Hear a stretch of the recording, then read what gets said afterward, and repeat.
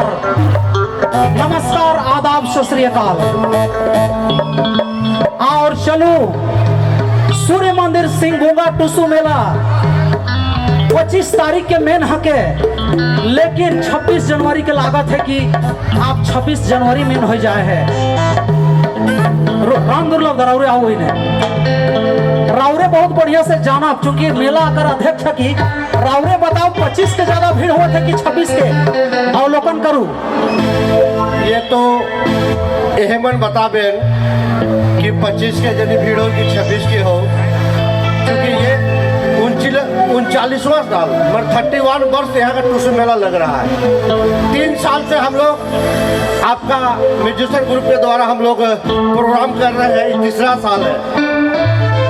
जगह कम पड़ रहा है, अब सोचना है कि हमको कितना जगह बढ़ाना है। सबका सहयोग चाहिए। हमारे प्रशासन को दिल से धन्यवाद। हमारे प्रशासन परेशान है, लगातार कार्यरत हैं,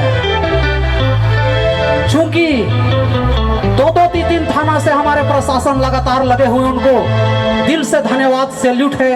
हमारे जनता को किसी को कोई दिक्कत ना हो उसके लिए लगे हुए हैं। और चलो अब चूंकि नाचक डेके कर बेरा है,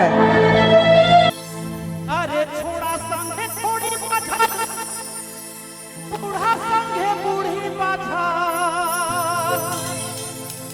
कोई तोरे या होता का सिंगल, हाँ सिंगल रे, कोई तोरे या होता का सिंगल।